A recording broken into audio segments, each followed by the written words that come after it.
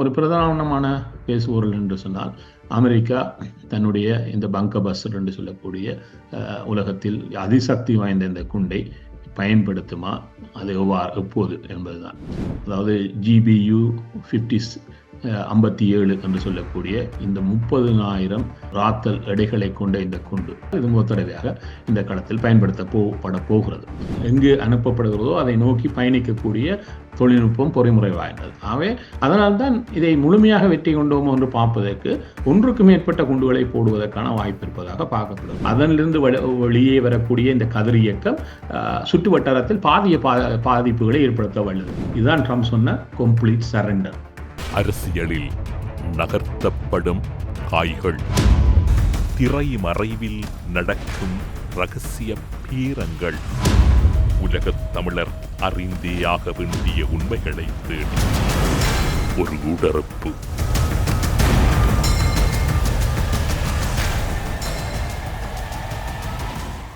கனடாவில் இருக்கும் அரசியல் ஆய்வாளர் நேரு குணரட்னம் அவர்களை ஊடறுப்பு நிகழ்ச்சியோடு இணைத்திருக்கின்றோம். ஊடறுப்பு நிகழ்ச்சியில் உங்களை வரவேற்பதில் மகிழ்ச்சி. வணக்கம். வணக்கம். 2 வாரங்களாக தொடர்ச்சியான தாக்குதல்களும் தாக்குதலோடு கூடிய பீதிகளும் ஈரான் இஸ்ரேல் இடையில் நீடித்து வருகின்ற சூழ்நிலையில் தற்போது களத்தில் சற்று அமைதி அல்லது சற்று ஓய்வு போன்ற ஒரு தோற்றப்பாடு தென்படுகின்றது. இதனுடைய பின்புலங்கள் உங்களால் எப்படி பார்க்கப்படுது? ஒன்று சொல்வார்கள், புயலுக்கு முந்தைய அமைதி என்ற மாதிரி தாக்குதல்கள் தொடர்ந்த வண்ணம் தான் இருக்கிறது. ஆனால் முன்னர் போல பேசு பொருளாக இந்த உலக பந்தில் அதிகம் பேசப்படுவது சற்று குறைந்திருக்கிறதுக்கு காரணம் என்ன சொன்னால், அமெரிக்க ஜனாதிபதி திடீரென அமெரிக்கா திரும்பியதும் உடனடியாக தேசிய பாதுகாப்பு சபையை அழைத்து பேசியதெல்லாம் ஏதோ இந்த போர் இன்னும் விரிவாக்கமடைய போகிறது, அமெரிக்கா உடனடியாக களத்தில் இறங்குகிறது என்கின்ற ஒரு எதிர்பார்ப்பை உருவாக்கிய சூழலில் அது திடீரென அதை அவர் 2 வாரத்துக்கு நான் தீர்மானிப்பேன் என்று சொன்ன ஒரு விடயத்தில் இது சற்று தள்ளி போகிறதா, அமெரிக்கா இதில் தலையிடுமா என்கின்ற மேலதிக கேள்விகளை அதிகரித்திருப்பதை நாங்கள் இந்த வட்டையில் பார்க்கலாம்.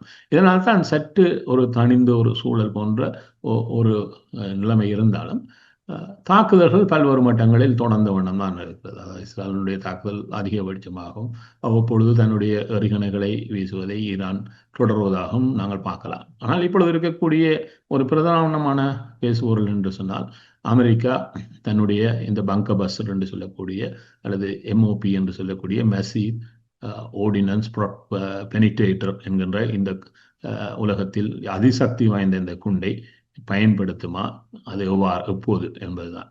அதாவது GBU 57 என்று சொல்லக்கூடிய இந்த 30,000 ராத்தல் எடைகளை கொண்ட இந்த குண்டு நிலத்துக்கு உள்ளே ஊடுருவி சென்று அதிகரித்த தாக்கத்தை ஏற்படுத்தக்கூடிய குண்டு வகைகளில் முதன்மையானது. இதனுடைய இந்த 30,000 ராத்தலில் இதனுடைய வெடிபொருள் மட்டும் 5,300 ராத்தலை கொண்டது.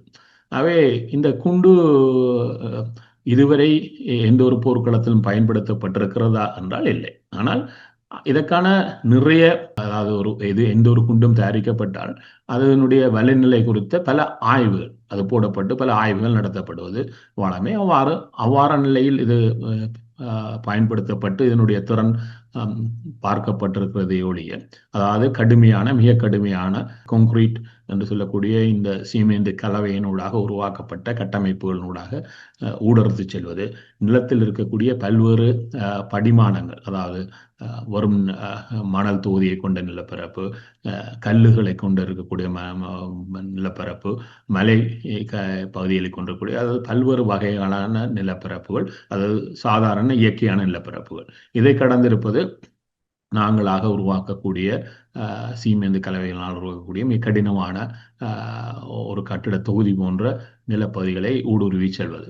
இவ்வாறான இடங்கள்லாம் இது பரீட்சித்துக்கு பட்டிருக்கிறதே ஒழிய இவ்வாறான ஒரு களத்துக்கு எடுத்து சென்று ஒரு போர் முனையில் இதுவரை பயன்பாட்டுக்கு வரவில்லை. அவ்வாறு இருந்தால் இது முதல் தடவையாக இந்த களத்தில் பயன்படுத்தப்பட போகிறது. இதனுடைய விடயம் எவ்வாறு இருக்க போகிறது என்ற ஒரு கேள்வி இருக்கிறது.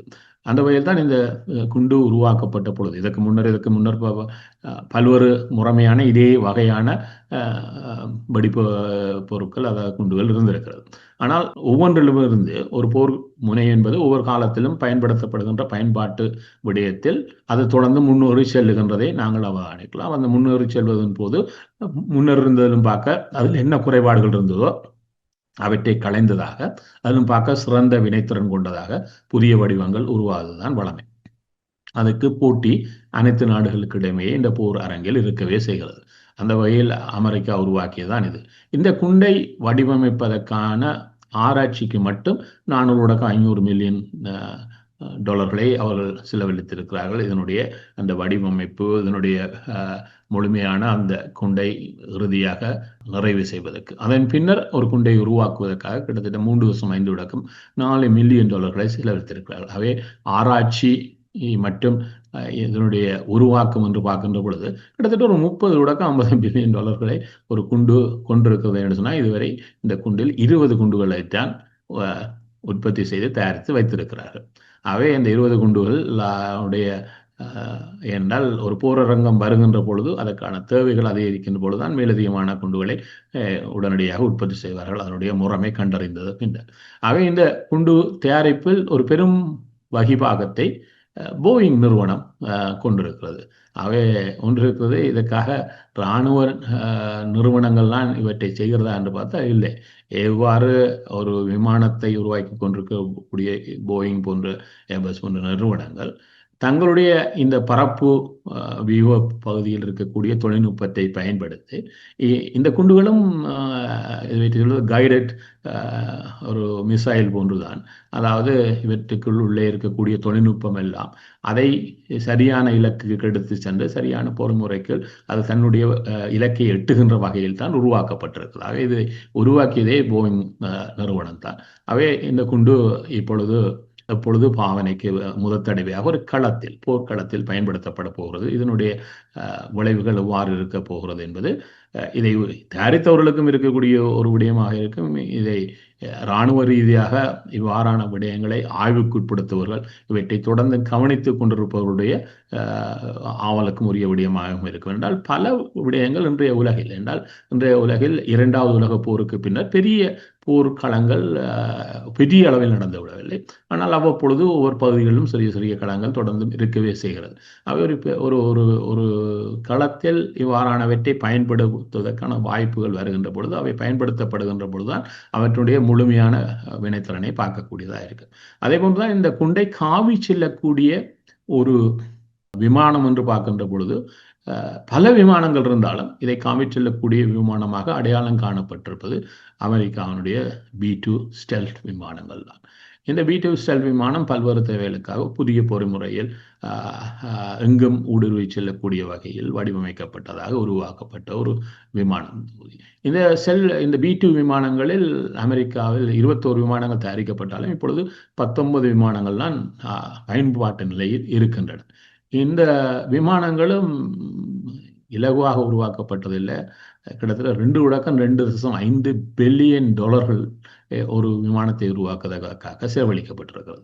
அவை மிக உச்சமான விலை கொண்ட விமானங்களாக இதை பார்க்க முடியும். அவை இந்த செல்ஃப் விமானம் நான் கடந்த முறையும் சொல்லியிருந்தேன், 7000 மைல்கள் ஒரு பரப்பில் செல்லக்கூடியவை என்று. அவை அவ்வாறு இருந்தால் அமெரிக்காவிலிருந்து இந்த விமானம் ஈரானுக்கு வருவதாக இருந்தால் கிட்டத்தட்ட 7150 மைல்கள் அதை கடந்து வர வேண்டும். அவை அதனுடைய பரப்பினுடைய உச்சத்துக்கே வந்துவிடும். இல்லை என்று சொன்னால் அதற்கு வானில் வைத்து எரிபொருட்கள் வழங்கப்பட்டால் அந்த எரிபொருள்களை நூடாக அது 11500 மைல்களுக்கு செல்ல முடியும்னு சொல்லியிருந்தேன். அது ஒரு மிக அமெரிக்காவிலிருந்து அது பயணித்து வருவதாக இருந்தால் ஒரு சவாலை உருவாக்கலாம். அதனால் அமெரிக்காவினுடைய கட்டுப்பாட்டில் இருக்கக்கூடிய ஒரு தீவு இருக்கிறது, கயம் என்று சொல்லி பிலிப்பீன்ஸுக்கு சற்று தள்ளி ஜப்பானுக்கும் இடைப்பட்ட தூர பகுதிகளில் பசிபிக் சமுத்திரத்தில் இருக்கக்கூடிய இந்த கயம் பகுதிக்கு இந்த B-2 விமானங்கள் சமீபத்தில் நகர்த்தப்பட்டிருக்கிறது. அவ்வாறு இருந்தால் இந்த கயமிலிருந்து அவை ஈரான் நோக்கி GBU 57 என்கின்ற இந்த குண்டை கொண்டு வந்து போடுவதற்காக வருமாக இருந்தால் அது அந்த இடைவெளி வரும் 4600 மைல்கள் மட்டுமே. அவ்வாறு இருந்தால் அது அங்கிருந்து புறப்பட்டு எந்த ஒரு எரிபொருள் நிரப்பாமலே ஈரானுக்கு வந்து அந்த குண்டை வீசிவிட்டு திரும்புகின்ற வகையில் அது மேலும் ஒரு முறை இந்த வானில் வைத்து எரிபொருளை எடுத்துக்கொண்டு மீண்டும் அதை காயமுக்கு செல்லக்கூடிய வாய்ப்பு இருப்பதனால் இப்பொழுது அந்த விமானங்கள் காயமுக்கு நகர்த்தப்பட்டிருக்கிறது. அது ஒன்றை சொல்லி நிற்கிறது என்று சொன்னால், இப்ப அமெரிக்கா இந்த போர் அரங்குக்கு வருமா வராதா என்ற கேள்வியில் வருவதற்கு, அது வருகிறதா இல்லையா என்பதை கடந்து வருவதற்கு என்னென்ன விடயங்கள் போரியல் ரீதியாக முனைப்பு பெற வேண்டுமோ நகர்த்தப்பட வேண்டுமோ அவற்றை நகர்த்துகின்ற ஒவ்வொரு கட்ட செயற்பாடுகளையும் அமெரிக்கா ஒவ்வொன்றாக பூர்த்தி செய்து வருகிறது. அவை அனைத்தும் பூர்த்தி செய்யப்பட்டு விட்டதா என்று கேட்டால் இதுவரை அவை பூர்த்தி செய்யப்படவில்லை. வருகின்ற நாட்களில் இன்னும் சில விடயங்கள் பூர்த்தி நிலைக்கு வந்தால் அமெரிக்கா எந்த ஒரு சூழலையும் இந்த போரரங்கில் தன்னை நுழைத்து கொண்டால் தன்னை எதிர்கொள்வதற்கான முறைமையை அது முடித்து விட்ட ஒரு சூழலுக்கு வந்துவிடும். அவை அது எப்பொழுதும் ஒரு போர் அரங்குக்கு திறப்பதற்கு முன்னர் இந்த போரியல் சார்ந்த விடயங்களை ஆய்வுக்குட்படுத்துவதும் அது குறித்த தரவுகளின் அடிப்படையிலான திட்டங்களை வகுத்துக் கொள்வதும் அதை 24 மணித்தியாலமும் கண்காணிக்கின்ற ஒரு ரூம் என்று சொல்லக்கூடிய அனைத்து தொழில்நுட்பங்களையும் கொண்டதாக இவற்றை தீர்மானிக்கக்கூடிய தலைமைத்துவ கொண்டவர்கள் அனைவரையும் உள்வாங்கியதான ஒரு ரூம் அமைக்கப்படும். அந்த ரூமில் இருந்து கொண்டு அனைத்து விடயங்களும் ஒரு முகமாக கையாளப்படும். அந்த வருகின்ற தகவலின் அடிப்படையில் உடனடியான முடிவுகள் எடுக்கப்படும். அந்த முடிவுகளை முன்கூட்டியே எடுக்கக்கூடிய வகையிலான திட்ட பரிமாணங்கள் அனைத்தும் இப்பொழுது சொல்வார்கள் பல்வேறு முறைமைகளில் வரக்கூடிய சவால்கள் அனைத்தும் திட்டமிடப்பட்டு அவ்வாறான சவால்கள் உருவாகின்ற பொழுது எவ்வாறான முடிவுகள் சிறந்ததாக இருக்கும் என்கின்ற பல்வேறு தரவுகளும் முன்கூட்டியே தீர்மானிக்கப்படும். இதையும் கடந்து சில சவால்கள் உருவாகின்ற பொழுது அவற்றுக்கான பொறிமுறையும் தீர்மானிப்பதாக இந்த ஓரூம் இருக்கும். ஆகவே இந்த ஓரூமில் அனைத்து விடயங்களும், இப்ப இதில் பல விடயங்கள் தேவையில்லாமலே போகலாம் ஒரு போரரங்கே, அவை தேவைப்படுகிறதோ இல்லையோ என்பது முதன்மையானதல்ல. இதில் எந்த ஒரு சூழலும் அதிகபட்சமாக வரக்கூடிய சூழலுக்கான பொறிமுறைகள் அனைத்தும் ஒருங்கிணைக்கப்பட்டாக வேண்டும்.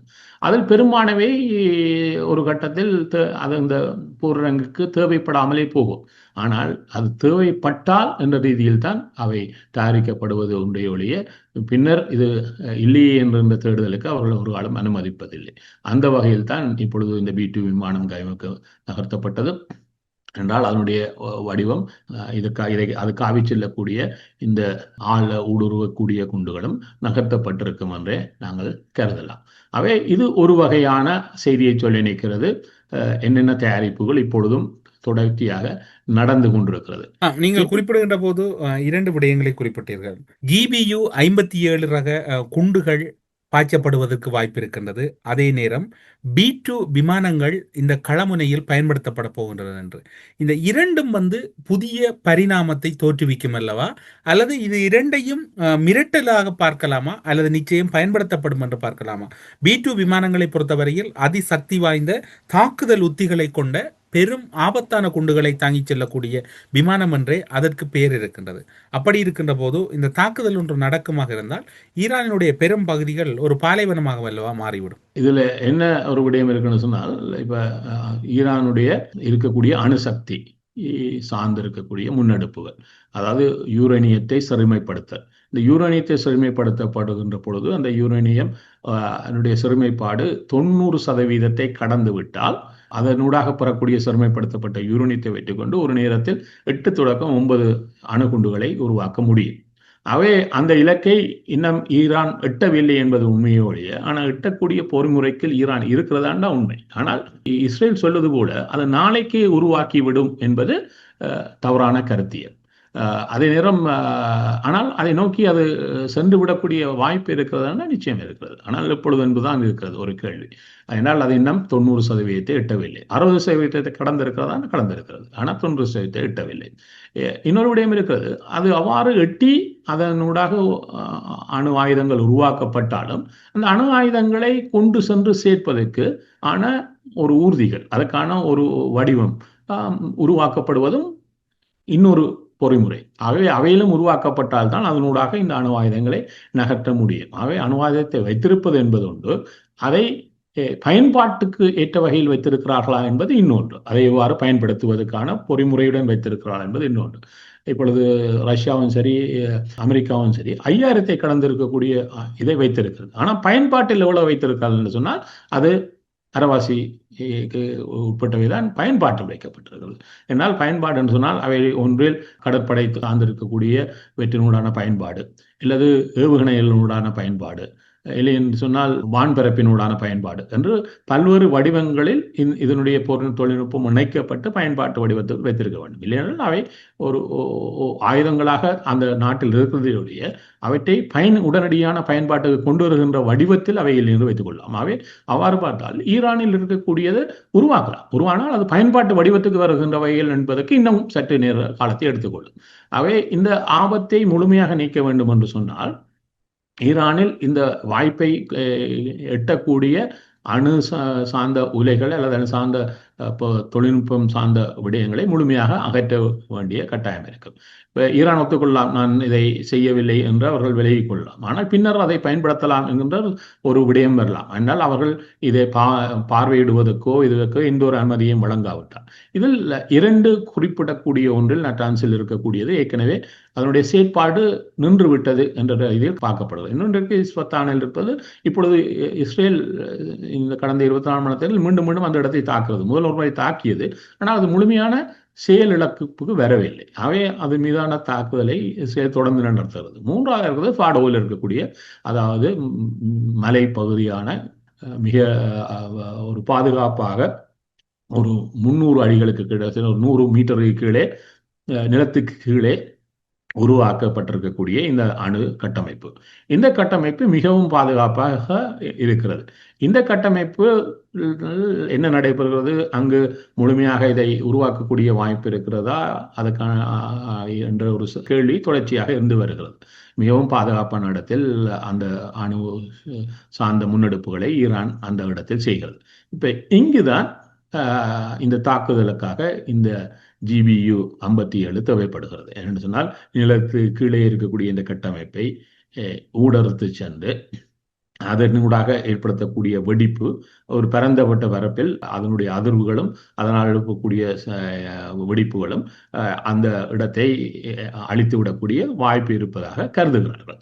அந்த கருதுதலூடாகத்தான் இப்போ எதுவும் நடைபெற்றதன் பின்னர் நாம் இதில் வெற்றி பெற்றார் என்றும் முழுமையான வெற்றி பெற்றார் என்று சொல்லிக்கொள்ளலாம்.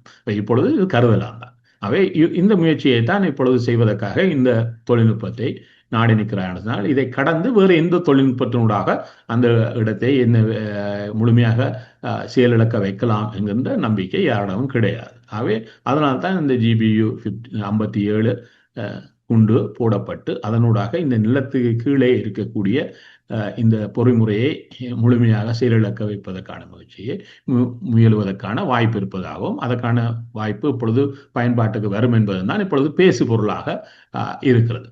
இந்த பேசு பொருளாக இருக்கக்கூடிய இந்த வடிவத்தில் இது ஒரு விடயமாக பார்க்கப்படுகிறது. இதை அழிப்பதற்கு மட்டுமே இந்த GBU 57 தேவைப்படுகிறது. இதிலும் ஒரு குண்டை போட்டுவதனூடாக இதை முழுமையாக செயலிழக்க வைக்கலாமா என்றால் அதுவும் கேள்விக்குறியாக இருக்கிறது. ஒரு குண்டு அது 200 அடிகளுக்கு சென்று வெடிக்கும். ஆனால் இது 100 மீட்டருக்கு கீழே இருப்பதாக நம்பப்படுகிறது. 100 மீட்டர் என்று சொன்னால் கிட்டத்தட்ட 330 அடிகள். இன்னொரு 130 அடிகள் இருக்கிறது. இது நேரடியாகத்தான் போடப்படும் என்றவில்லை என்று சொன்னால் அது எங்கு இருக்கிறது என்பதை பொறுத்தது. மலைக்கு நேரே கீழே இருந்தால் இது பக்கவாட்டில் தான் போடப்படும். இது பக்கவாட்டில் போடுவப்படுவதனூடாக அது ஊடுருவி சென்று, ஏன்னா இது ஒரு லேசர் கைடட், என்னால் அது எங்கு அனுப்பப்படுகிறதோ அதை நோக்கி பயணிக்கக்கூடிய தொழில்நுட்பம் பொறிமுறை வாய்ந்தது. அதனால்தான் இதை முழுமையாக வெற்றி கொண்டோம் என்று பார்ப்பதற்கு ஒன்றுக்கு மேற்பட்ட குண்டுகளை போடுவதற்கான வாய்ப்பு இருப்பதாக பார்க்கப்படுகிறது. அதிகபட்சமாக 2 அல்லது அதிகபட்சமாக 3, 2உடன் இதற்கான வாய்ப்பு வந்து விடலாம் அல்லது 1உடனும் வரலாம். அதனால் 1 போட்டதன் பின்னர் மேலதிகமாக 1ஐ போட்டு பார்த்து கொள்ளலாம். இதில் என்ன இந்த தொழில்நுட்பம் அங்கு என்ன வகையில் இருக்கிறது என்கின்ற கேள்வி இருப்பதனால் இதன் கதிரியக்கம், அதாவது இதனால் வரக்கூடிய கதிரியக்கம் வெளியே வருமா? ஏன்னா கதிரியக்கம் ஒரு அணு ஆலை தாக்கப்படுகின்ற பொழுது அதனிலிருந்து வெளியே வரக்கூடிய இந்த கதிரியக்கம் சுற்று வட்டாரத்தில் பாதிப்புகளை ஏற்படுத்த வல்லது. மாசில் அதாவது வாயுடன் கலந்து விட்டால் அதனால் வரக்கூடிய இந்த கதிரியக்கம் பல பாதிப்புகளை சுற்று வட்டாரத்தில் உருவாக்கக்கூடியது, மக்களுக்கு பெரும் பாதிப்புகளை உருவாக்கக்கூடியது. அவை இதில் கதிரியக்கம் வராமல் இதை முடிக்க முடியுமா? இது குறித்த ஆய்வுகளை நிச்சயமாக இந்த GBU-57 பயன்படுத்துவதற்கு முன்னர் அமெரிக்காவில் இருக்கக்கூடிய அணு விஞ்ஞானிகளிடம் இது குறித்த பெரும் தகவல் சேகரிக்கப்பட்டிருக்கும். அவர்கள் இது குறித்து பல தங்களுக்கு இருக்கக்கூடிய தகவலை வைத்துக்கொண்டு பல ஒரு ஆராய்ச்சியை செய்து இது எவ்வாறு பயன்படுத்துவதனூடாக இதை எண்ணலாம் என்ற பல திட்டமிடல்கள் இந்த இராணுவ மட்டத்தில் அவருடன் இணைந்து செய்யப்பட்டிருக்கும் என்று இவ்வாறு தான் வளமையாக செய்வதனால் இங்கும் அந்த வாரான முயற்சிகள் நடந்திருக்கும் என்று நாங்கள் எதிர்பார்க்கலாம். அவ்வாறு ஆனால் இதையும் கடந்து எவ்வளவுதான் திட்டமிட்டாலும் எவ்வளவுதான் ஆய்வுக்குட்படுத்தினாலும் சில வேளை இதையும் கடந்து தாக்கங்கள் வருவதற்கான வாய்ப்பு இருக்கிறது, நிச்சயம் இருக்கிறது. அதுதான் ஒரு போரில் எப்பொழுதும் இருக்கக்கூடிய சொல்வார்கள் அந்த சர்ப்ரைஸ் ஃபேக்டர் என்று. எவ்வளவுதான் திட்டமிட்டாலும் அதை கடந்து ஆச்சரியம் தரக்கூடிய வகையில், அதிர்ச்சி தரக்கூடிய வகையில் சில விடயங்கள் எப்பொழுதும் நடந்து விடுவதும் உண்டு. ஆகவே அந்த வகையில் இவ்வாறான தாக்குதல் நடத்தப்பட்டால் இந்த தாக்குதலின் பின்னர் வரக்கூடிய விளைவுகள் அனைத்தும் தான் இதை இறுதியில் தீர்மானிக்க போகின்றன. ஆனால் இதை நோக்கி இவர்கள் நகர்ந்து கொண்டிருக்கிறார்கள். அமெரிக்கா இந்த போரியலுக்கு தன்னை உள்வாங்குவதற்கான முழுமையான முயற்சியில் அது நகர்ந்து கொண்டிருக்கிறது என்பதனுடைய இன்னும் பல விடயங்களும் இந்த சமகாலத்தில் கவனிக்கக்கூடியதாக இருக்குது. ஒன்று இருக்குது, ஈரான் தனக்கான ஒரு கண்காணிப்பு ரேடார் வலையமைப்பை அது உருவாக்கி வைத்திருந்தது. அதை காடிர் ரேடாஸ் என்று அதுக்கு அவர்கள் பெயரிட்டார்கள். இது ரஷ்யா உருவாக்கி வைத்திருந்தக்கூடிய இந்த கண்காணிப்பு வலையமைப்பு, இந்த ரேடார் வலையமைப்பின் அச்சுறுத்தலாக அவருடைய தொழில்நுட்பத்தையும் உள்வாங்கியதாக இது ஈரான் உருவாக்கி இருக்கக்கூடிய இந்த கண்காணிப்பு வலையமைப்பு. இந்த காடிர் ரேடாஸை பார்த்தால் ஈரானினுடைய அனைத்து பகுதிகளிலும் இது ஒரு குறிப்பிட்ட கால எல்லைகளுக்கு அப்பாற்பட்டு ஒரு 16 வலையமைப்புகள் இவ்வாறு உருவாக்கப்பட்டிருக்கிறது. இந்த 11 வலையமைப்புகளில் ஒரு 6 முழுமையான வலையமைப்புகளை இஸ்ரேல் தாக்கி அளித்திருக்கிறது. சரி, இது எவ்வாறு தாக்கி அளித்திருக்கிறது என்பதை அடையாளம் காணக்கூடியதுன்னு சொன்னால் இப்பொழுது இருக்கக்கூடிய தொழில்நுட்பம் தான். நான் பலமுறை சொல்லியிருக்கேன், இந்த சேட்டலைட் இமேஜரி என்று. இப்பொழுது இஸ்ரேல் ஒரு தாக்குதலை நடத்தும் சொல்லுகிறது, அல்லது ஈரான் ஒரு தாக்குதலை இஸ்ரேல் மீது நடத்தியதாக சொல்லுகிறது. ஈரான் அனுப்பக்கூடியது பெரும்பாலும் ஏவுகணைகள் தான். இந்த ஏவுகணைகள் ஒரு பகுதியில் விடிந்து வெடித்து விட்டால் உடனடியாகவே இந்த சேட்டலைட் இமேஜரியூடாக அந்த பகுதியில் இருக்கக்கூடியதை துல்லியமாக முன்னர் எவ்வாறு இருந்தது, இப்பொழுது என்ன மாற்றம் தெரிகிறது, எவ்வளவு சிதைவுகளை அந்த இடம் சந்தித்திருக்கிறது என்பது உடனடியாக இதற்கான பல நிறுவனங்கள் இருக்கிறது. அவை உடனடியாக இந்த ஆய்வுகளை செய்து அவற்றை வெளியே கொண்டு வருகின்றன. இவற்றை பெற்று தங்களுடைய செய்தி நிறுவனங்களூடாக அதை வெளியிட விரும்புகின்றவுடன் பணமும் வாங்கிக்கொள்வார்கள். இது எல்லாம் ஒரு வியாபார தந்திரங்களாகவும் வியாபார முயற்சிகளாகவும் மாறியிருக்கிறது. அவ்வாறான வகையில் பார்க்கின்ற பொழுது இந்த சேட்டலைட் இமேஜரியை பார்க்கின்ற பொழுது இந்த 6 ரேடார் வலையமைப்புகள் குறிப்பாக தெஹ்ரானை சுற்றி இருக்கக்கூடிய 3 வலையமைப்புகள் முழுமையாக அகற்றப்பட்டிருக்கிறது. அதாவது தெஹ்ரானுக்கு மேலேயும் தெஹ்ரானுக்கு கீழேயும் தென்பகுதியிலும் வரக்கூடிய சில விடயங்கள் இன்னும் முழுமையாக அகற்றப்படவில்லை. இதனால் தான் இஸ்ரேல் ஒன்றை சொன்னது, தெஹ்ரான் வான்பரப்பு எங்களுடைய முழுமையான கட்டுப்பாட்டுகள் இப்பொழுது இருக்கிறது என்று சொன்னதனுடைய வெளிப்பாடு அந்த தெஹ்ரானை சுற்றி இருக்கக்கூடிய 3 வலையமைப்புகள் இது முழுமையாக அளிக்கப்பட்டிருக்கிறது. அதனால் அவர்கள் தெஹ்ரானுக்கு சென்று வருவதில் சவால் குறைவாக மாறி இருக்கின்றதனால் இந்த இமேஜரி இந்த காடிர் ரேடாஸ் அவர்கள் சொல்லக்கூடிய இந்த காடிர் ரேடாஸ் என்ன செய்யும் என்று சொன்னால், ஒரு 1100 கிலோமீட்டர் தூரத்தில் ஒரு விமானம் வருகின்ற பொழுது அதை அடையாளம் கண்டு இவ்வாறான விமான பயணிப்பு நெருங்கி வருகிறது என்பதை அனைத்தையும் துல்லியமாக அவர்களுக்கு வழங்கவில்லை. ஆகவே இந்த வலையமைப்பு இல்லை என்று சொன்னால் அந்த வட்டகைக்கில் விமானங்களுடைய பரப்பை அல்லது அதை நெருங்கி வருவதை எல்லாம் துல்லியமாக அடையாளம் காணுவது சவாலுக்கு வரும். ஆகவே அதனால் தான் அவர் சொல்வது இந்த வான்பரப்பு எங்களுடைய கட்டுக்கள் இருக்கிறது. அது அவர் சொன்ன தெஹ்ரான் வான்பரப்பு எங்களுடைய கட்டுக்கள் இருக்கிறது என்பது இதனூடாக உண்மை என்பதை ஏற்றுக்கொள்ளலாம். ஆனால் அது ஈரானுடைய வான்பரப்பு முழுமையாக கட்டுக்கள் இருக்கிறதானால் இன்னும் இல்லை என்பதுதான் உண்மை. ஆனால் தெஹ்ரான் வான்பரப்பு எங்களுடைய கட்டுக்கள் இல்லை என்பதை இஸ்ரேல் சொன்ன பொழுது டொனால்ட் ட்ரம்ப் ஒன்றை சொன்னார், ஈரானுடைய வான்பரப்பே எங்களுடைய கட்டுக்கள் தான் இருக்குதுன்னு சொன்னார். அது சரியோன்னு சொன்னா இல்லை. ஏன்னா இன்னும் ஒரு 5 நீங்கள் கூறுகின்ற போது இந்த ஈரானுடைய யுத்தத்தை தீர்மானிக்க போகின்ற அதிமுக்கிய இடங்களாக கத்தார், குவைத், பஹ்ரைன், ஐக்கிய அரபு அமீரகம் என்று கூறப்படுகிறது. கத்தாரில் இருக்கக்கூடிய அல் உதை விமானப்படை தளம், குவைத்தில் இருக்கக்கூடிய அப்ரீனா தளம், அதே போன்று பஹ்ரைனில் இருக்கக்கூடிய கடற்படை தளம், ஐக்கிய அரபு அமீரகத்தில் இருக்கக்கூடிய விமானப்படை தளங்கள் முக்கிய பின்தளங்களாக அதிக முக்கியத்துவம் வாய்ந்ததாக கூறப்படுகின்றது. ஆனால் அதற்கான வாய்ப்புகள் அதிக அளவில் இருப்பது போன்றுதான் அங்கு படைத்தரப்பினரையும் இராணுவ தளவாடங்களும் குவிக்கப்படுகின்றன. இது ஈரானுக்கு ஒரு பெரும் சவாலாகத்தானே அமையும். குறிப்பாக சொல்ல போனால் அமெரிக்க இராணுவ தளங்களில் மிக முக்கியமானதாகவும், ஒருவேளை அமெரிக்கா நேரடியாக களத்தில் இறங்குவதற்கு கத்தாரில் உள்ள அல் உதை விமானப்படை தளம் முக்கிய தளமாக பார்க்கப்படுகிறது. இது ஈரானின் தலைநகருக்கு 1145 கிலோமீட்டர் தூரம் இருப்பதாக கூறப்படுகிறது. ஜெட் விமானங்கள் மூலம் தாக்குதல் நடத்துவதாக இருந்தாலும் சுமார் 2 மணி நேரத்தில் அந்த தாக்குதல் இலக்கை அடைய முடியும் என்றும் கூறப்படுகிறது. இந்த பின்தளங்கள் இந்த யுத்தத்தில் அமெரிக்கா முழுமையாக பயன்படுத்தும் என்று நீங்கள் கருதுகிறீர்களா? நீங்க சொன்னது போல ஏற்கனவே கணிசமான இடங்களில் தங்களுடைய இராணுவ கட்டுமானங்களை அமெரிக்கா கொண்டிருக்கிறது. ஈராக்கில் இருந்து UAE, கட்டார் என்று பல பகுதிகளிலும் அது கொண்டிருக்கிறது. அதுக்கு ஒரு கணிசமான வாய்ப்பும் சவுதி அரேபியாவில் கூட இருக்கிறது. ஆனால் ஒரே ஒரு சவால் தான் இருக்கிறதுன்னு சொன்னால், இப்பொழுது ஈரான் ஏவக்கூடிய ஏவுகணைகள் ஒரு 2000 கிலோமீட்டர் வரையும் பயணிக்கக்கூடிய, அதாவது 2000 மைல் ஒரு சுற்று வட்டத்தை எடுத்துக்கொண்டால் அந்த சுற்று வட்டத்துக்கு ஆபத்து இருக்கிறது என்பதுதான் அதனுடைய ஆட்சேபம்.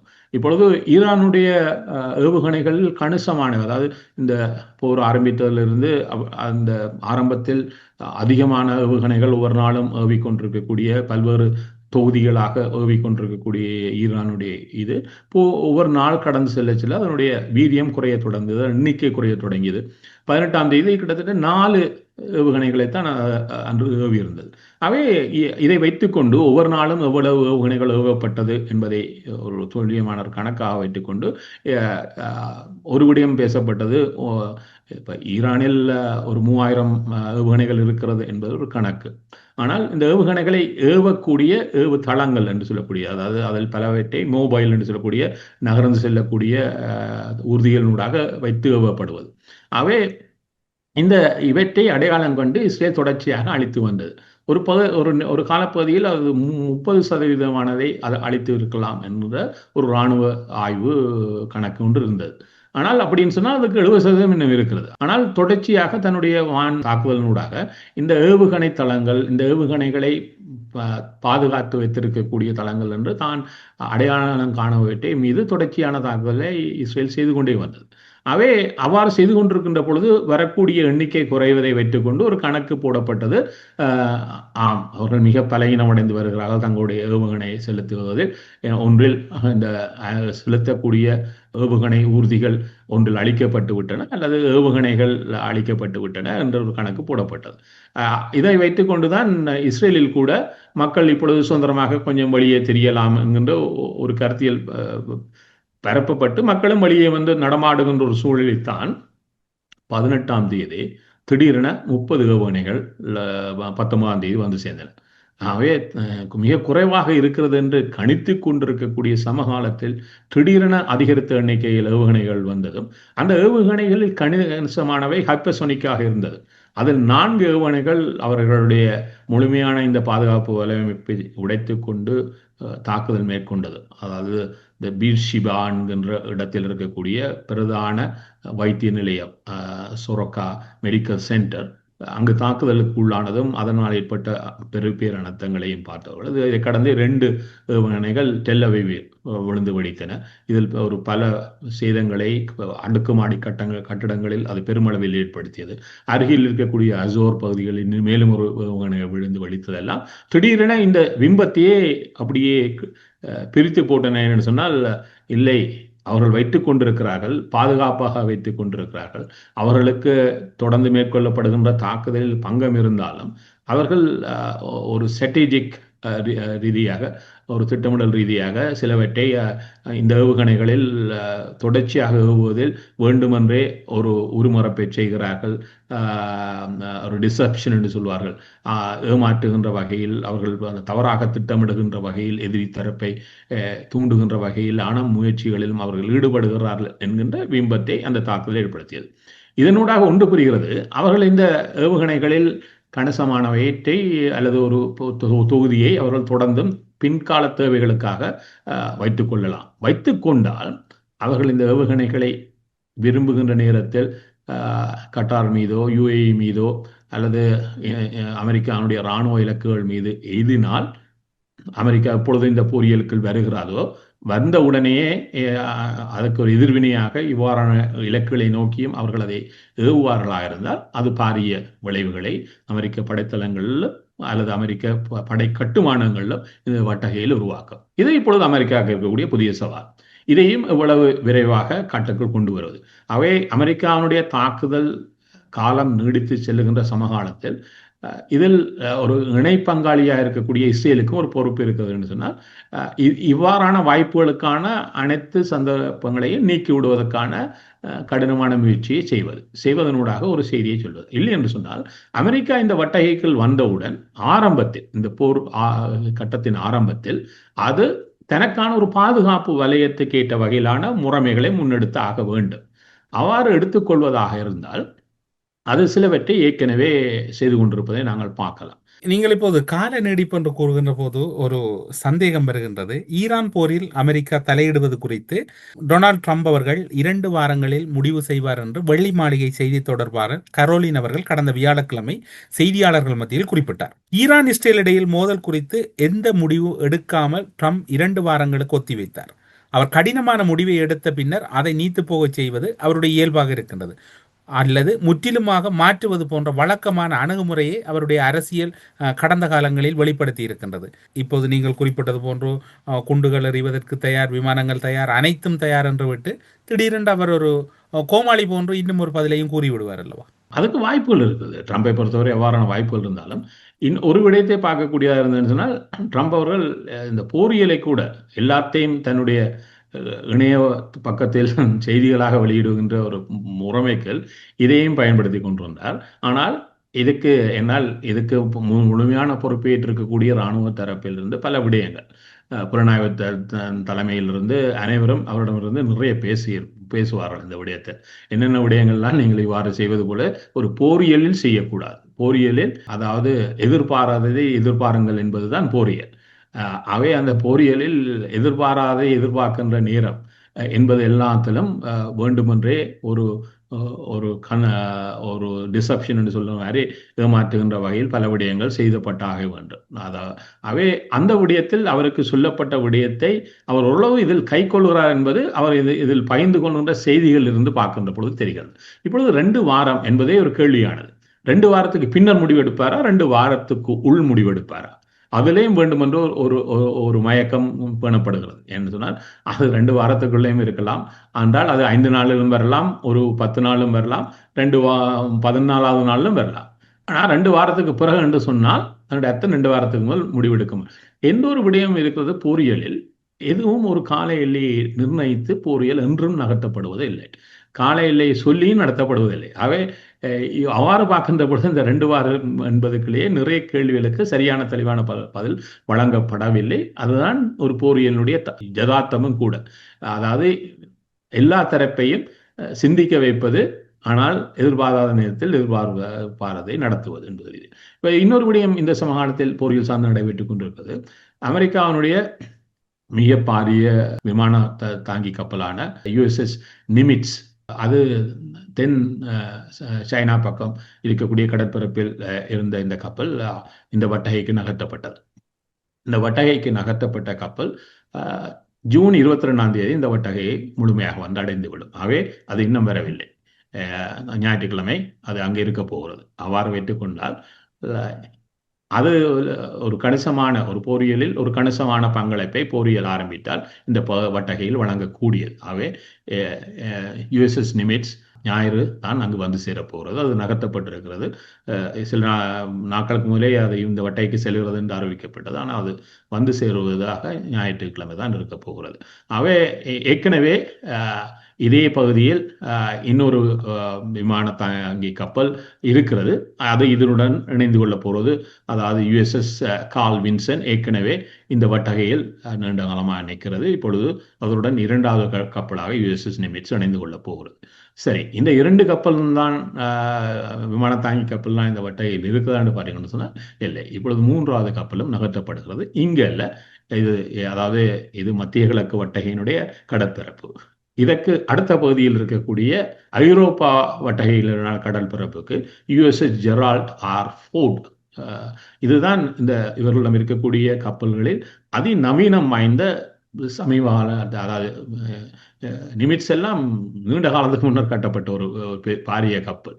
ஆனால் இந்த ஜெரால்ட் ஃபோர்ட் ஆர் ஃபோர்ட் வந்து அது மிக நவீனத்துவம் வாய்ந்த 75 விமான கொண்டிருக்கக்கூடிய ஒரு விமான தாங்கி கப்பல். அது இப்பொழுது ஐரோப்பிய வட்டகைக்கு நகர்த்தப்படுகிறது. அது ஐரோப்பிய வட்டகையில் முழுமையாக வருகின்ற இதில் தான், அதாவது ஜூன் 24ஆம் தேதி தான் வந்து சேரும். அவை அது வருகின்ற செவ்வாய்க்கிழமை தான் அது வந்து சேரப்போகிறது. அவை அவ்வாறு பார்க்கின்ற பொழுது இது 3 விமானம் தாங்கி கப்பல் இந்த வட்டகைகள் நகர்த்தப்படுகிறது. அதில் ஒன்று ஏற்கனவே நிற்கிறது, 2வது ஞாயிறு வந்து சேருகிறது, 3வது செவ்வாய்க்கிழமை தான் முழுமையாக வந்து சேரப்போகிறது. ஆகவே இவை அனைத்தும் வருவதற்கு முன்னரே ஒரு பொறியியலை ஆரம்பித்தால் சவால்களும் இருக்குது. ஆகவே இப்பொழுது தெரிகிறது என்னத்துக்கான விடயங்கள் என்றால், இவ்வளவும் தேவையா ஒரு பொறியியலுக்கு என்று கேட்டீர்கள்னு சொன்னால் தேவைப்படாது. ஆனால் தேவைப்படுமா படாதா என்று பார்க்காமல் உங்களிடம் இருக்கக்கூடிய முழுமையான வலுவையும் தேவைப்பட்டால் பயன்படுத்துவதற்கேற்ற வகையில் அணி சேர்த்து வைத்திருப்பதுதான் ஒரு பொறியியலுடைய திட்டமிடல்.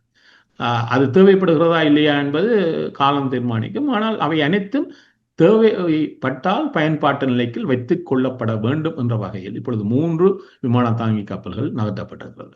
அதனுடைய அர்த்தம் அவ்வளவு விமானங்கள் இந்த கப்பல்களிலேயே இருக்கிறது.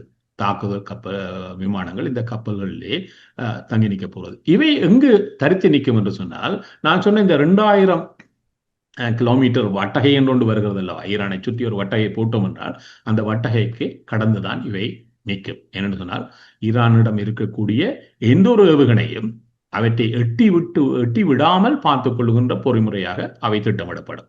அவை அவ்வாறு பார்த்தால் உடனடியாக இந்த கட்டார் பஹ்ரைனில் இருக்கக்கூடிய விமான தளங்களை முழுமையான பயன்பாட்டுக்கு கொண்டு வரணும்னு சொன்னால் அங்கும் ஒரு கணிசமானவற்றை நிலக்கீழில் பாதுகாத்து வைத்துக் கொண்டு இருக்கலாம். ஆனால் அதை கடந்தும் இந்த பயன்பாட்டு கொண்டு வரக்கூடிய பொறிமுறையுள்ள பல தளங்கள் பல்வேறு பகுதிகளில் அமெரிக்கானால் தயாரிப்பு நிலைக்கு கொண்டு வரப்படுகின்றன, பாவனை நிலைக்கு கொண்டு வரப்படுகின்றன. அவை முழுமையான பாவனைக்கு வந்ததன் பின்னர் இவற்றை பார்க்கின்ற பொழுது ஏற்கனவே B2 நகர்த்தப்பட்டாகிவிட்டது.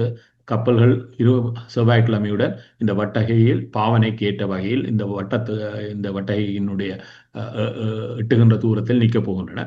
அவ்வாறு வைத்தால் இந்த வாரத்தினுடைய இறுதி பகுதிக்கு பின்னர் எந்த நேரத்திலும் இந்த தாக்குதல் ஒன்றை அமெரிக்கா ஆரம்பிக்க விரும்பினால் அது முழுமையான தயார் நிலையில் இருக்கும் என்பதுதான் உண்மை. அந்த தயார் நிலையில் இப்பொழுது இருக்கிறதான்னு சொன்னால் நிச்சயமாக முழுமையான தயாரிப்பு நிலையில் அது இல்லை என்பதை இந்த நகர்வுகள் மறைமுகமாக சுட்டி நிற்கிறது. அவை இந்த விடயங்கள் எல்லாம் தான் ஒரு விடயத்தை சொல்லிக் கொண்டிருக்கிறது. இதே நேரத்தில் இஸ்ரேலுக்கு ஒரு பணி இருக்கிறது என்று சொன்னால் அது கணிசமான இந்த பாதுகாப்பு விடயங்களில் வரக்கூடிய சவால்களுக்கு ஏற்கக்கூடிய விடயங்களை அகற்றி விடுகின்ற பணி. ஆகவே ஏவுகணைகளில் இருக்கக்கூடிய சவால்களை எவ்வளவு தூரம் நீக்கிறதோ அது அமெரிக்கானுக்கு வாய்ப்பான களமாக வரும். இன்னொன்று பார்த்து கொண்டு சொன்னால் அமெரிக்காவுக்கு இருக்கக்கூடிய இன்னொரு விடயம், அங்கே இருக்கக்கூடிய இந்த ஈரானுடைய தளபதிகள், அதாவது ஒரு இராணுவ கட்டமைப்பு தலைமையம் என்று வைப்போம், அல்லது அவருடைய ஓரூம், இந்த ஓரூமில் முதன்மையானவர்களை எவ்வளவு தூரம் அகற்றுவது. ஏற்கனவே கணிசமான தலைமை இராணுவ அதிகாரிகள் படுகொலை செய்யப்பட்டிருக்கிறார்கள். அதில் மேலும் 3 படுகொலை செய்யப்பட்டதாக இஸ்ரேலி சமீப காலமாக அறிவித்து வருகிறது. ஒருவர் அதாவது ஈரானில் இருந்து கொண்டு ஈரானுடைய ப்ராக்சிஸ் என்று சொல்லக்கூடிய அவருடைய ஆதரவு அமைப்புகள், அதாவது பலஸ்தீனத்தில் ஹமாஸாக இருந்தாலும் சரி, லெபனானில் ஹிஸ்புல்லாவாக இருந்தாலும் சரி, அல்லது ஏமனில் ஹூத்திஸராக இருந்தாலும் சரி, இவர்களுடைய ஒரு இணைப்பு அதிகாரியாக இருந்த சயட் லிஸ்டி, இவர்தான் அவர்கள் குவாட்ஸ் ஃபோர்ஸஸ் என்று சொல்வார்கள். இதில் ஹமாஸுடன் நிறைய தொடர்பை பேணி வருந்த சயட் லிஸ்டி, அவர் ஒரு மாடி தொகுதியில் வைத்து கொல்லப்பட்டதாக இஸ்ரேல் அறிவித்திருக்கிறது. இவருடைய துணையாக, அதாவது இந்த குவாட்ஸ் ஃபோர்ஸஸினுடைய ஆயுதங்களை ஏனையவரிடம் பயின்று, அதாவது ஹிஸ்புல்லாவாக இருந்தாலும் சரி, ஏனையவர்களுக்கு அனுப்பி வைக்கின்ற, அதாவது வெப்பன் டிரான்ஸ்ஃபர் யூனிட் என்று இதுக்கு கீழ் இருக்கக்கூடியதனுடைய பொறுப்பதிகாரி இருந்த பென்னம் சாயஹரி என்ற ஒரு இன்னொரு தளபதியும் இந்த இருவரும் கொல்லப்பட்டிருக்கிறார்கள். இவர் பயணித்துக் கொண்டிருக்க ஈரானில் பயணித்துக் கொண்டிருக்கின்ற பொழுது அவருடைய வாகனத்தின் மீது தாக்கல் நடத்தி கொண்டிருக்கிறார்கள். மூன்றாவது ஒருவர் இருக்கிறார். இவர் இந்த ஆளில்லா விமானங்கள், ட்ரோன்ஸினுடைய கட்டடை தளபதியாக இருந்தவர். ஜுராட்கி என்கின்ற இன்னொரு தளபதியும் இந்த மூவர் சமீப நாட்களில் கொலை செய்யப்பட்டிருக்கிறார்கள். இது ஒரு விடயத்தை சொல்லுகிறது. ஒவ்வொரு கட்டுமானங்களில் இதுவரை இராணுவம், கூட்டுப்படை இவ்வாறான தளபதிகள் அகற்றப்பட்டதை பார்த்துக்கிறோம். இப்பொழுது இதில் தனித்துவமான விடயங்களை கொண்டிருக்கக்கூடியவர்களாக, இதிலும் சயட் லிஸ்டி தான் ஹமாஸ் அக்டோபர் 7 நடத்திய தாக்குதலுக்கு என்னுடைய பின்புலத்தில் இருக்கக்கூடிய முதன்மை அதிகாரி என்று இஸ்ரேல் சொல்லுகிறது. ஆனால் இந்த மூவருடைய இவ்வாறானவர்கள் கொல்லப்படவில்லை என்கின்ற ஒரு விடயத்தை, அல்லது கொல்லப்பட்டார்கள் என்றோ ஈரான் எது விதமான தகவலையும் வெளியிடாமல் மௌனம் காத்து வருகிறது. அவை அது இல்லை என்று சொல்லாத ஒரு காரணத்தினால் இவர்கள் கொல்லப்பட்டிருக்கிறார்கள் என்பதை பல தளங்களிலும் செய்தியாக போட ஆரம்பித்திருக்கிறார்கள். அவை இவை எல்லாம் ஒன்றை சொல்லி நிற்கிறது. இன்னொன்று இருக்கிறது, இதற்கு இறுதியாக இருக்கக்கூடிய ஒரே ஒரு வடிவம் பேச்சுவார்த்தையினூடாக அமெரிக்கா இந்த களத்துக்கள் வராமல் இருப்பதானால் பேச்சுவார்த்தையினூடாக ஒரு முடிவை எட்டுவது. அவ்வாறு பார்த்து கொண்டால் இந்த பேச்சுவார்த்தைக்கான முடிவுகளில் ஜெனீவாவில் ஒரு பேச்சுவார்த்தை ஐரோப்பிய வட்டையுடன் பேசப்பட்டது. அதை எந்த ஒரு முன்னேற்றத்தையும் காணவில்லை. இரண்டாவதாக துருக்கியில் இப்பொழுது அரப் லீக்கினுடைய கூட்டம் நடைபெற்றுக் கொண்டிருக்கிறது. அதில் ஈடுவான் துருக்கியினுடைய ஜனாதிபதியுடனும் கூட ஈரானுடைய வெளிவார அமைச்சர் பேசுகிறார். ஆனால் அவர்கள் என்ன சொல்கிறார்கள், ஒரு முழுமையான போர் நிறுத்தம் வராமல் இன்று பேச்சுவார்த்தைக்கும் வாய்ப்பில்லை என்ற சூழலை ஈரான் இப்பொழுது எடுத்து பார்க்கிறது. இது ஒரு அழுத்தமாக அமெரிக்காவுக்கு ஒரு போர் நிறுத்தத்தை கொண்டு வரதுக்கு அழுத்தமாக செய்கிறார்கள். அது இன்றைய சூழலில் அவ்வாறான அழுத்தங்கள் கனியுமா என்று கேட்டால் நிச்சயமாக இல்லை என்றே சொல்லலாம். ஆகவே இந்த பேச்சுவார்த்தை தளம் எங்கும் நகர முடியாமல் இருக்கிறது. ஆகவே இந்த போரியல் ஒரு முடிவுக்கு வருவதாக இருந்தால், இதே சமகாலத்தில் ஈரானுடைய ஜனாதிபதி பிரான்சினுடைய ஜனாதிபதி மேக்ரோனை அழைத்து, நாங்கள் முழுமையாக இந்த அணு ஆயுத திட்டத்தையே முழுமையாக கைவிடுகிறோம், அதுக்கு நாங்கள் ஒத்து வருகிறோம், ஆகவே இந்த போரை நிறுத்த சொல்லுங்கள் என்ற மாதிரி ஒரு கோரிக்கையை மேக்ரோனிடம் வைத்திருக்கிறார். இவையெல்லாம் இந்த சூழலில் ஏற்றுக்கொண்டு பயணிக்குமா என்றால் இல்லை. இது ஒரு போரில் தான் முடிய போகிறது என்று சொன்னால், அணு ஆயுதத்தினுடைய பயன்பாட்டை ஈரானில் முழுமையாக அழிக்கும் வரையும் இதை இவர்கள் நிறுத்தப் போவதில்லை என்று சொன்னால், இல்லை என்று சொன்னால் இப்பொழுது நிறுத்திவிட்டால் அதை மீண்டும் ஈரான் கட்டியெழுப்பி விடும் என்கின்ற ஒரு விடயம் இவர்களுடைய. இன்னும் ஒரு கருத்து பேசப்படுகின்றது. ஈரானினுடைய அதிபர் பிரான்ஸ் ஜனாதிபதி மேக்ரோன் அவர்களுடன் தொலைபேசி வழியாக உரையாடி இருப்பதாகவும், அதில் சில விடயங்களுக்கு ஈரான் தரப்பு கோரிக்கை விடுத்திருப்பதாகவும் கூறப்படுகின்றது. அதில் உண்மைத்தன்மை இருக்கின்றதா?